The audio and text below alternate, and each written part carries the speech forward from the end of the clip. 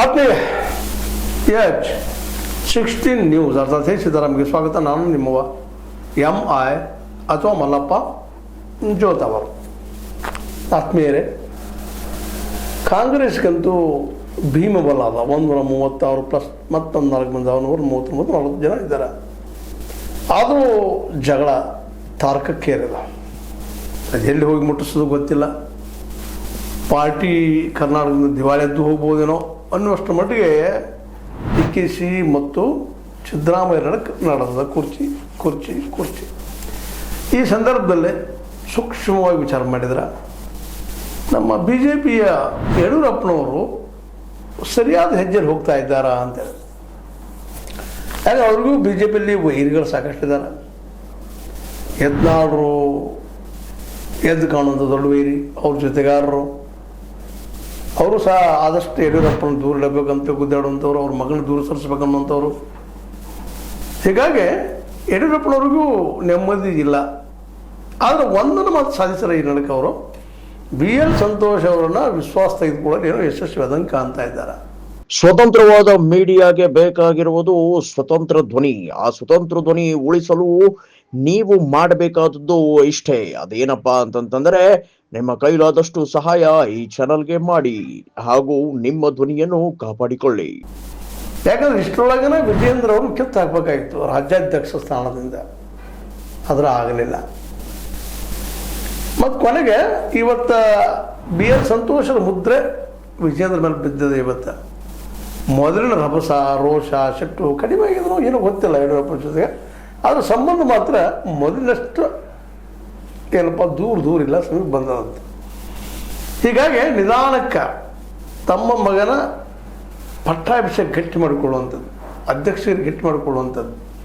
2028ಕ್ಕೆ ತಮ್ಮ ಮಗನ ಬಿಟ್ಟರೆ BJPಯಲ್ಲಿ ಯಾರೂ ಇರಬಾರದು ಅನ್ನುವಂಥ ಒಂದು ನೆಲೆಗಟ್ಟಿನಲ್ಲೇ ತಮ್ಮ ಹೆಜ್ಜೆ ಇಡ್ತಾ ಇದ್ದಾರೆ. ಅವರು ಈ ನಡುವ HD ಕುಮಾರಸ್ವಾಮಿಗಳು ಜೋರ್ದಾರಾಗಿ ನಾನು ಈ ಸಲ 2028ರ ಮುಖ್ಯಮಂತ್ರಿ ಸ್ಥಾನಕ್ಕೆ ಪ್ರಬಲ ಅಭ್ಯರ್ಥಿ ಅಂತ ಹೇಳ್ಕೊಳ್ತಾ ಇದ್ದಾರೆ.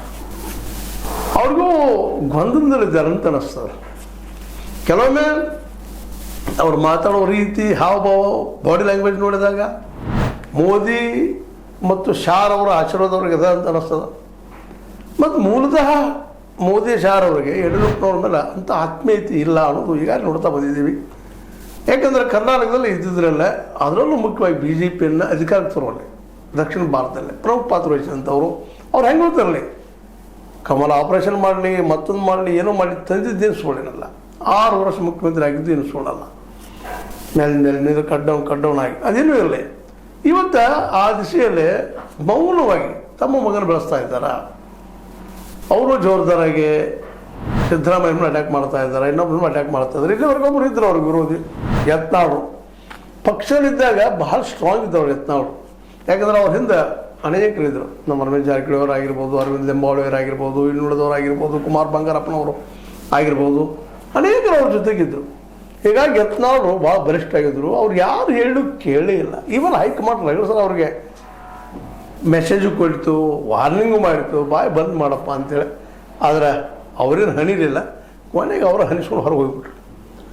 ಇವತ್ತು ಅವ್ರು ಮತ್ತೆ ತರ್ತಾರೆ ಅಂತ ಹಂಗೆ ಹವಾ ಬಿಡ್ತಾ ಇರ್ತಾರೆ ಪಾರ್ಟಿಗೆ. ಆದರೆ ಇಲ್ಲಿವರೆಗಿನ ಡೆವಲಪ್ಮೆಂಟ್ ನೋಡಿದ್ರೆ ಅಂತ ಹೇಳ್ಕೊಳ್ಳುವಂತಹ ಪಾಸಿಟಿವ್ ಆದಂಥದ್ದು ಯತ್ನಾಳ್ ಪರವಂಥ ಪಾಸಿಟಿವ್ ಆದ ಗಾಳಿ ಅಲ್ಲಿ ಕಾಣ್ತಾ ಇಲ್ಲ.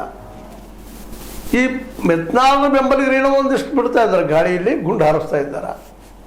ಆದರೆ ವಾಸ್ತವವಾಗಿ ನಿಜವಾಗಿಯೂ 2023 ಎಲೆಕ್ಷನದಲ್ಲೇ ವಿಧಾನಸಭಾ ಚುನಾವಣೆಯಲ್ಲೇ BL ಸಂತೋಷ್ ಅವರು ಅಥವಾ ಶಾರ್ ಅವರು ನಮ್ಮ ರಮೇಶ್ ಜಾರಕಿಹೊಳಿ ಅವರು ಭಾಳಷ್ಟು ವಿಶ್ವಾಸ ಇಟ್ಟಿದ್ರು.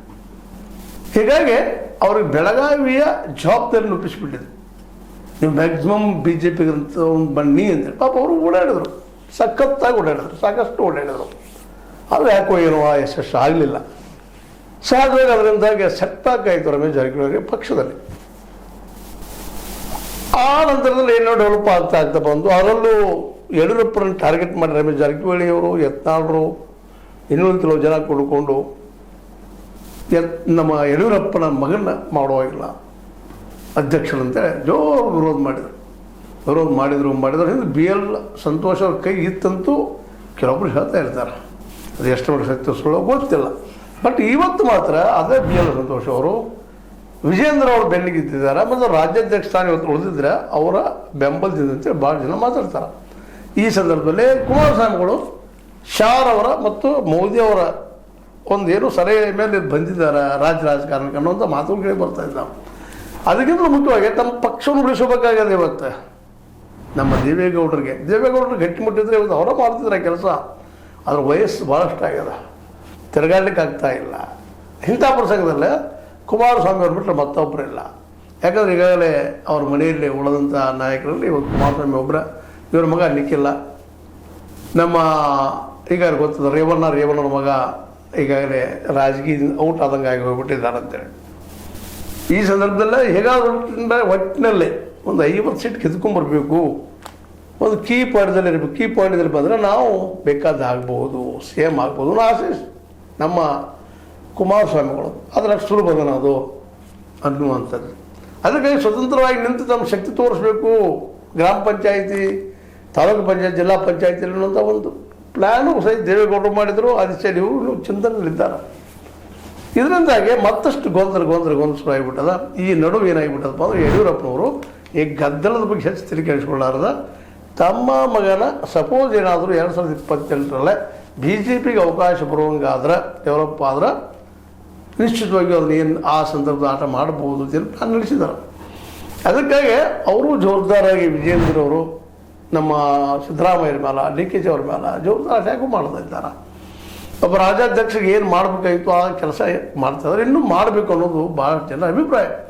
ಮತ್ತು ಇನ್ನು ವಿಜೇಂದ್ರ ಅವ್ರನ್ನ ಬಿಟ್ಟರೆ ಅಂದರೆ ಯಡಿಯೂರಪ್ಪನವ್ರನ್ನ ಬಿಟ್ಟರೆ, ವಿಜೇಂದ್ರ ಮೀನ್ಸ್ ಯಡಿಯೂರಪ್ಪನವ್ರು ಬಿಟ್ಟರೆ BJPಯಲ್ಲೇ ಇನ್ನುಳಿದ ನಾಯಕರು ಯಾರೂ ಇಲ್ಲ. ನಮ್ಮ ಬೊಮ್ಮಾಯಿ ಅವರು ಇಲ್ಲ, ಸಾಪ್ಯ ರಾಜಕಾರಣಿ. ಮುಂದೆ ಅದೇ ಕಾಲಕ್ಕೆ ಸದಾನಂದ ಗೌಡರು ಅಲ್ಲೇ ಒಂದು ಸ್ವಲ್ಪ ಸುತ್ತಮುತ್ತ ಪರಿಚಯ ಇದ್ದಂಥವ್ರು.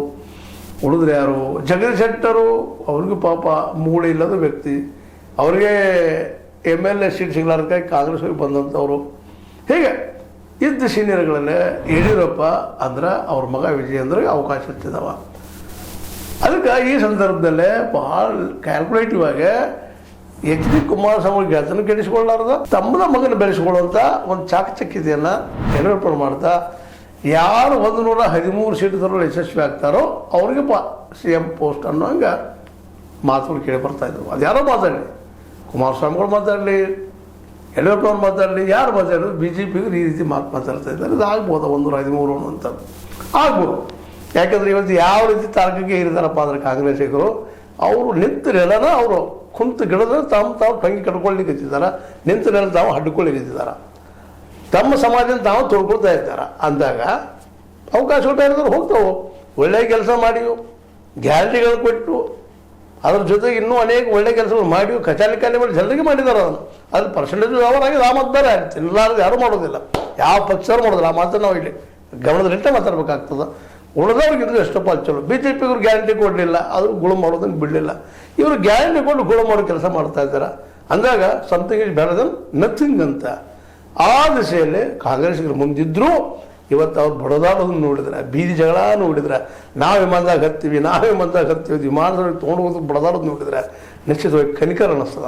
ಇದು ಬುದ್ಧಿ ಇಲ್ವ ನಮ್ಮ DK ಅವ್ರಿಗೆ, ಅದಕ್ಕಾಗಿ ಬುದ್ಧಿ ಇಲ್ವ ನಮ್ಮ ಸಿದ್ದರಾಮಯ್ಯನವ್ರಿಗೆ ಅಂತ. CM ಪೋಸ್ಟ್ ಅಷ್ಟು ಮುಖ್ಯನಾ? ಈಗ CMಗಿಂತ ಹೆಚ್ಚಿದ್ದಲ್ಲ. DK ಅವರು ಹೇಳಿದ ಮಾತನ್ನು ಯಾವುದು ಮೀರ್ತಾರೆ ಸಿದ್ದರಾಮಯ್ಯನವರು? ಸಿದ್ದರಾಮಯ್ಯರು ಹೇಳಿದ ಮಾತನ್ನು DK ಅವರು ಎಲ್ಲಿ ಮೀರ್ಲಿಕ್ಕೆ ಸಾಧ್ಯದ? ಯಾಕಂದ್ರೆ ಒಬ್ರಿಗೊಬ್ರು ಜೋಡಿಯಾಗಿ ಬಂದಂತು ಇವತ್ತು ಅವ್ರು ಜಗಳ ಆಡ್ತಾ ಇದ್ದಾರೆ. ಇವತ್ತು ಆ ಜಗಳ ಮೂರನೇವ್ರ ಲಾಭ. ಅದೇ ಯಡಿಯೂರಪ್ಪನವರು ಇದನ್ನು ಸಿಚುವೇಶನ್ ನೋಡ್ತಾ ಈ ಹಿನ್ನೆಲೆಯಲ್ಲಿ ತಮ್ಮ ಸಂಖ್ಯೆ ಹೆಚ್ಚು ಮಾಡ್ತಾ ಆದಷ್ಟು ಎಚ್ಚರಿಕೆಯವರನ್ನು ಅದು ದೇವೇಗೌಡರು ಹೊರಗಿಟ್ಟು ನಾವು ಹೆಚ್ಚು ಜನರನ್ನು ಆರಿಸಿ ತರ್ತೀವಿ ಅನ್ನೋ ಒಂದು ಪ್ಲಾನು ಇಟ್ಟಿದ್ದಾರೆ. ಆ ದಿಶೆಯಲ್ಲಿ ಹೊರಟಿದ್ದಾರೆ. ಹೀಗಾಗಿ ಯಡಿಯೂರಪ್ಪನವರು 2018ರ ಚುನಾವಣೆಯಲ್ಲೇ ಭಾಳ ಮಹತ್ವದ ಪಾತ್ರ ವಹಿಸ್ತಾರೋ. ಇವರಿಬ್ಬರು ಜಗಳ ಬಿಡದೆ ಹೋದ್ರೆ ಸಿದ್ದರಾಮಯ್ಯ ಮತ್ತು DK. ಇವತ್ತು DK ಅವರು BJPಗೆ ಹೋಗಿಯೂ ಸೇಮ್ ಆದರೂ ಯಡಿಯೂರಪ್ಪವ್ರಿಗೆ ಹೆಚ್ಚಿನ ಅವಕಾಶಗಳಿದ್ದಾವೆ. ಯಾಕಂದ್ರೆ ಮೆಜಾರಿಟಿ ಆಯ್ತಪ್ಪ ಅಂತಂದ್ರೆ ಸಹಜವಾಗಿ ಮೆಜಾರಿಟಿ ಆದಾಗ BJP DK ಅವರಿಗೆ ಮುಂದೆ ಸೇಮ್ ಆಗಿ ಮುಂದುವರ್ಸಲಿಕ್ಕೆ ಕೊಡೋದಿಲ್ಲ ಅನ್ನೋ ಸಹಿತ ಅಷ್ಟೇ ನಾವು ನೋಡ್ತಾ ಇದ್ದೀವಿ. ತಮ್ಮ ಪಾರ್ಟಿ ಮನುಷ್ಯನ ಬಳಸ್ತಾರೆ ಅವರು. ಯಾಕೆ DK ಬಳಸ್ತಾರೆ? ಇದು DK ಗೊತ್ತಿಲ್ಲ ಅಂತಲ್ಲ, ಸ್ವತಃ SM ಕೃಷ್ಣ ಏನು ಮಾಡಿದ್ರೆ ಗೊತ್ತದ, ಮಹಾರಾಷ್ಟ್ರದಲ್ಲಿ ಸಂಧಿ ಅವ್ರಿಗೆ ಏನಾಗಿದ್ದು ಗೊತ್ತದ. ಆದರೂ ಅವರು ಜಗಳಾಡ್ತಾ ಇದ್ದಾರೆ. ಇವ್ರು ದೊಡ್ಡ ಮನುಷ್ಯನ ಸಿದ್ದರಾಮಯ್ಯ ಬಿಟ್ಟು ಕೊಡಬೇಕಾಗಿ ಇವರು ಬಿಡ್ತಾ ಇಲ್ಲ. ಹೀಗಾಗಿ ಈ ಇಬ್ಬರ ಜಗಳದಲ್ಲಿ 2018 ಚುನಾವಣೆ ಎಚ್ಡಿಕೆ ಅಥವಾ ಯಡಿಯೂರಪ್ಪ ಪಾಲಾಗ್ತದನ ಅನ್ನುವಂತಹ ಪ್ರಶ್ನೆಗಳು ಇವತ್ತು ಉದ್ಬುದ್ಧ ಆಗ್ತಾ ಇದ್ದಾವೆ. ಇದು ನೀವೇನಂತೀರಿ? ನಾ ಹೇಳೋದು ತಪ್ಪು ಅನಿಸ್ತದೆ ನಿಮಗೆ? ತಪ್ಪನ್ನು ಸರಿ ಏನು ಮಾತಾಡ್ತಾ ಇರಿ ಅಂತ ಹೇಳ್ತಾ, ಕಾಮೆಂಟ್ ಮಾಡ್ತಾ ಇರಿ ಅಂತ ಹೇಳ್ತಾ, H16 ನ್ಯೂಸ್ ಸಿದ್ದರಾಮಯ್ಯ ಸತ್ಯದ ಕೈಗಳಲ್ಲಿ ವಂದನೆಗಳು.